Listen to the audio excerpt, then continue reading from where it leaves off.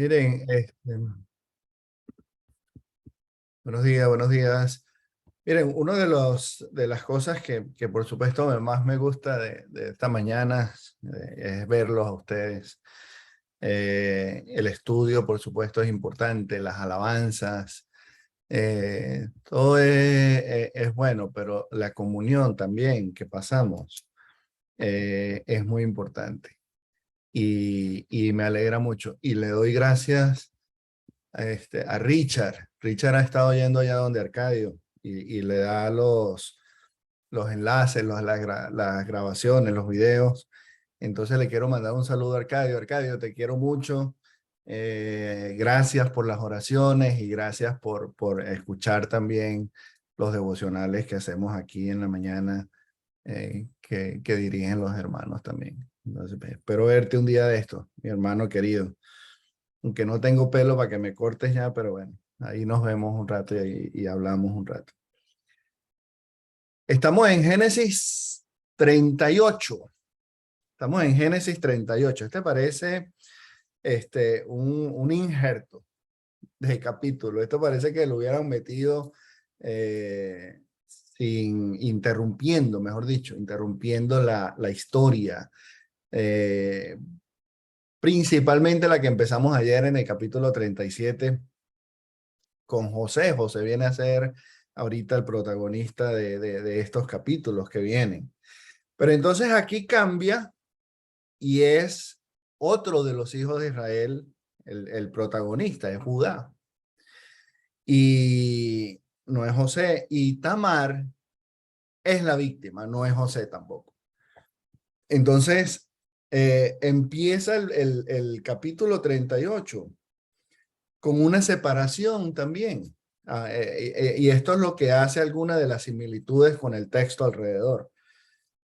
Dice que Judá se apartó de sus hermanos, a diferencia de José, que lo hace a la fuerza, muy violentamente, ¿verdad? Eh, Judá está haciendo lo que tiene que hacer, su vida normal. Él se va de su casa, ya es adulto, aunque va a la tierra de Canaán y es ahí donde consigue a su esposa. Él se junta con este señor que los dos nombres, el nombre del papá, Sua, y Tamar son cananeos. Entonces Judá tiene mucha relación con esta gente. Vamos a ver ahorita un poquito más tarde también algo que podría estar pasando.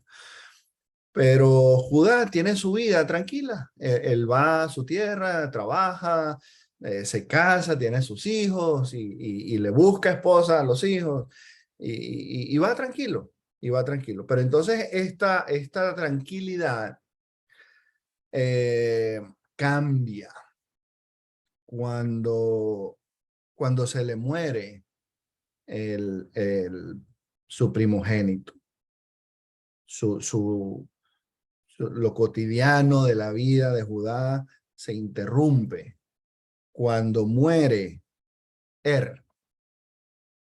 Este no es el muérgano, como diría el de allá de Puerto La Cruz, no, este se llama Er.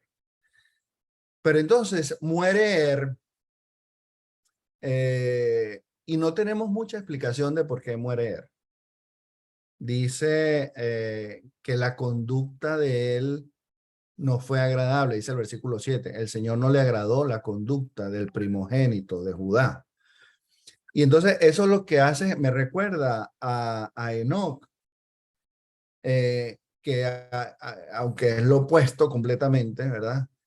No nos da tampoco mucha explicación el escritor de Génesis, sino que dice que Enoc caminó y agradó a Dios y se lo llevó, porque él caminó con Dios. Y con él, que fue desagradable la conducta a Dios, y entonces Dios le quita la vida. Lo que hace Judá es, según la ley que viene después, él le da la orden a su segundo hijo que se case con esta señora para que siga la herencia, el nombre de su hermano. Pero entonces resulta que Onán no quiere tener descendientes porque eso van a ser, por lo menos el primero, va a ser como si fuera descendiente de su hermano mayor. Entonces, estas son prácticas y cosas que hemos venido viendo desde el principio del estudio de Génesis, que son muy culturales y muy de la época. Acuérdense que estamos hablando de más o menos 4000 años atrás. Entonces, es bastante tiempo, las culturas son muy distintas y hay cosas que no entendemos mucho, como cosas que hemos leído, esta no puede tener hijos, entonces le da a la esclava para que tenga hijos de ella. Oye, eso ahorita no le pasa a nadie por la mente, eso sería una locura, pero en ese tiempo era la práctica y así se hacía. Entonces, Onán, aunque debió haber cumplido, ¿verdad? Con esta práctica, él no quiso tener hijos y a Dios no le gusta tampoco lo que hace Onán y también muere. Entonces resulta que que Judá tiene otro hijo, pero todavía está muy pequeño. Y la cuestión es que a él le da miedo entregárselo a Tamar, porque él está pensando, él no se lo dice a ella, pero él está pensando, oye, ¿será que esta mujer es como la viuda negra? Que todos los esposos que le llegan los mata. Yo no quiero que me mate al último hijo, que el tercero vaya a morir por causa de ella. Entonces él le dice en el versículo 11, quédate como viuda en la casa de tu padre hasta que mi hijo Selah tenga edad de casarse. Y eso a Tamar no le gusta porque entonces nos encontramos con una situación. Este es como el primer bloque del capítulo 38. Termina en una situación muy desagradable, muy desfavorable para Judá, porque se le mueren 2 hijos, y para Tamar, que queda viuda y sin hijos y en la casa de su papá. Entonces, ella queda en la peor situación que puede quedar una mujer en estos tiempos. Y él, por supuesto, con el dolor, la incertidumbre de la pérdida de sus hijos y qué va a pasar después. Entonces, lo que sucede es que Tamar hace un plan y ella se viste como prostituta, que por cierto hay la descripción aquí de ella es muy interesante también. En el versículo 15 se nombra solamente como prostituta, simplemente, que estaba ahí en la esquina y el hombre pasó y la vio. Pero entonces más tarde, en el versículo 21, a pesar de que nuestras Biblias dicen todavía prostituta, es otra palabra que se usa, es otro término, que en el margen de la Biblia que yo tengo aquí dice consagrada. Es como que si dijera la prostituta del templo. Acuérdense que eso ha sido también por años, ¿verdad? Ya los corintios también tenían templos de donde había muchas prostitutas y a pesar de que se vendían y tenían relaciones con cualquiera por dinero, por favores, tenía un contexto religioso también. Entonces, puede ser que Judá, como él iba a hacer negocios, él fue allá donde iba a trasquilar las ovejas y hacer negocios. Puede ser que él está metiéndose en estas prácticas cananeas y está buscando el favor de esta prostituta también para que tenga más lana o se venda mejor o X cosa, algún provecho de ese tipo. De todas maneras, el asunto es que él va y se acuesta con ella. Y resulta que ella no le dice quién es, pidiéndole entonces unas prendas como garantía por el pago que le iba a dar más tarde. Entonces, cuando van pasando los meses, ya le ven la barriguita a la señora y dice, mira, allá está la nuera tuya, que está está embarazada. Y él, como tenemos la costumbre, la gente, ¿verdad? Acusa rápidamente y condena de una vez. ¿Okay? Sáquenla y quémenla. Que ni siquiera es apedreada como lo hacían, lo hubieran hecho los israelitas, sino sáquenla y quémenla de una vez. Entonces ella se defiende diciendo, mira, aquí están las prendas del papá de estos niños. Entonces,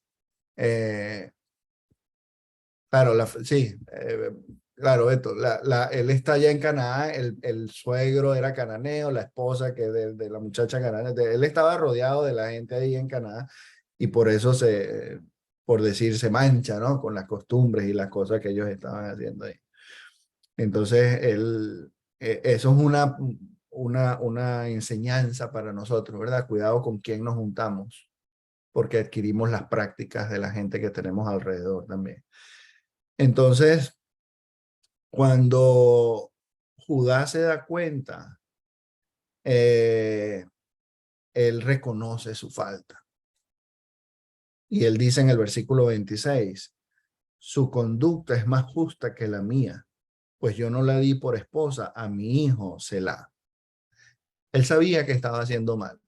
El muchacho ya habían pasado años. El muchacho creció y él todavía no se la dio a, a Tamar. Entonces, otra cosa que pasa aquí que es interesante es que tiene morochos. Salen dos, pero entonces otra como trama ahí, de verdad, del escritor. El primero saca la mano y la partera le pone un lacito de una vez. Este es el primogénito, este es el primero. Pero el muchachito entra otra vez y el otro sale empujando con los codos a mordisco, rompiendo todo lo que hay por ahí. Y eso es lo que dice la partera. ¿Cómo te abriste paso? Por el niño, por eso el niño se llama Fares, una brecha que hizo. Y él salió. Dice el versículo 30, luego salió su hermano con el hilo rojo. Quiere decir que el que tenía el hijo rojo, según la partera, es el que había nacido primero.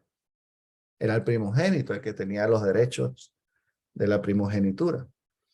Pero entonces, como en otros casos, por ejemplo, de los hijos de Abraham, Ismael e Isaac, ¿verdad? Ismael era el primero, pero Isaac era el de la promesa, el de la libre, y por él es que viene Jesús. También tenemos a Esaú y a Jacob. Jacob le hace una trampa y le compra la primogenitura con este potaje rojo, dijo Ember, ¿no? Y después tenemos a Manasés y a Efraín, que también lo cambia y se le da la bendición de manera al revés, según la costumbre. Entonces, de estos hijos de Judá y Tamar, Pares y Sera, viene Jesús. Y aquí viene en Mateo 1, en el versículo 3, vemos en los nombres de estos dos muchachos. Y el que viene en el árbol genealógico es el segundo. No es el primero, no es el más importante, no es lo que la gente pensaba que debería ser el más importante, sino el otro. Entonces, el capítulo 38 no está tan fuera de puesto como se puede ver a simple vista, sino que va en la trama, un paralelo de la historia de José que es fascinante y es lo que vamos a estar viendo en estos días. Ahora, rapidito, yo quiero que vayamos a Salmo 19, al Salmo 19, pues esto he venido pensando yo en estos días y leyendo de los Salmos. Y resulta que aquí hay algo muy interesante que me gustó por lo que está narrándose allá en Génesis 38. El Salmo 19 es un salmo que nos conocemos muchos, ¿verdad? Tenemos varias canciones, varios versículos que usamos aquí con frecuencia. Pero dice en el versículo 12, Salmos 19, versículo 12, ¿quién está consciente de sus propios errores? Perdóname aquellos de los que no estoy consciente. Libra además a tu siervo de pecar a sabiendas. No permitas que tales pecados me dominen. Así estaré libre de culpa y de multiplicar mis pecados. Entonces, el contexto, lo que está hablando aquí el salmista, tiene que ver con el pecado. Y lo que dice los errores del versículo 12 también son los pecados. Las cosas que hago mal, las cosas que ofendo, con que ofendo a Dios. Pero entonces, ¿qué pasa si te haces tú esta pregunta? ¿Estás consciente de tus propios pecados? Lo que yo creo que tiene que ver esta pregunta es que si estamos pecando voluntariamente, si sabemos que estamos haciendo mal, así como Judá sabía que estaba haciendo mal, así como Onán sabía que estaba haciendo mal, así como estaba acostumbrado y Dios le quitó la vida. ¿Estás pecando conscientemente?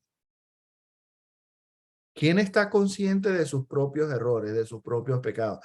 Oye, yo sé que estoy haciendo esto y no debería, pero sigo con eso. Porque hay otro tipo de pecado. Dice aquí, perdóname aquellos, se sobreentiende pecado, ¿verdad? De los que no estoy consciente. Entonces, hay cosas que nosotros hacemos a propósito y que necesitamos reconocer. Esa parte del versículo tiene que ver con la confesión, con el arrepentimiento. Tengo que dejar de pecar. No puedo seguir pecando voluntariamente sabiendo que estoy haciendo lo que es malo y sigo en lo mismo, abusando de la gracia de Dios, aprovechándome del amor de Dios. Necesitamos buscar la santidad. Entonces me arrepiento de esos pecados que yo hago conscientemente. Y después están los otros. Es muy probable que todos los que estamos aquí pecamos en realidad sin darnos cuenta.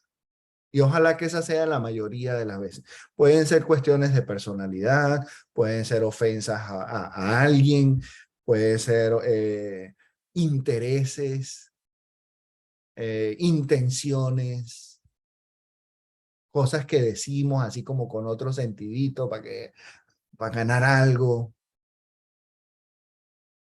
Lo más probable es que nosotros también pecamos inconscientemente. Entonces, lo que vamos a hacer es ofrecerle todo eso a Dios. Le ofrecemos nuestra vida a Dios. Y esperando no ser como los personajes entonces de esta historia. Porque lo que pasa ya en Génesis 38 a la final es que igual como pasó con José, Dios usa las cosas que va haciendo la gente, hasta los errores, las fallas, los defectos, con su propósito. Y Jesús viene de una mujer cananea, de una gentil. Y viene de familias de trampa, ¿cuánto? El nombre mismo de Jacob y usurpador, eso es tremendo. La vida de los patriarcas fue bien, bien tremenda. Y entonces esa es otra cosa que nos muestra también Génesis 38, además que se me olvidó. Judá hace un cambio y él sale de todo ese desorden que tenía Jacob y su familia, y él sale más o menos a establecer así lo suyo. Sin embargo, hay también intrigas y engaños y cosas que van pasando ahí. Hermanos, nosotros necesitamos transparencia, necesitamos ser honestos, primero con Dios y después con los demás, con nosotros mismos. Señor, perdóname por mis pecados voluntarios, por los pecados que yo hago que yo sé que son pecados. Y perdóname por los que no sé. Perdóname por los pecados de omisión, por las cosas buenas que debería hacer y no hago. Eso es lo que tenemos que estar haciendo. Entonces, dejamos que Dios nos use, dejamos que Él maneje nuestra debilidad, nuestra incapacidad, y que nos use para el beneficio del reino, para su gloria y su honra. Vamos a orar. Padre, te damos gracias por la palabra, por la historia que cuando nos metemos en ella, cuando nos vemos reflejados en ella, cobra vida y es vigente, actual. Estas historias de milenarias reviven y actúan en nosotros hoy. Te pedimos que nos perdones, te pedimos que nos bendigas, que nos ayudes a ser íntegros, ayúdanos a ser honestos, ayúdanos a ofrecernos delante de ti sin máscaras, sin muros que nos separen. Te pedimos perdón, Señor, y te damos gracias porque sabemos que tus promesas son de misericordia, son de perdón, son de gracia, de aceptación, de amor. Te pedimos entonces la bendición, Señor, que te quedes con nosotros en este día en particular y que nos ayudes a alabarte con todo lo que ves, con todo lo que tenemos, nuestra mente, nuestro corazón, nuestros actos, nuestras palabras, nuestras intenciones. Es a través de tu Hijo, nuestro Señor Jesús, por quien oramos y te pedimos todo esto. Amén. Gracias, mis hermanos. Bendiciones.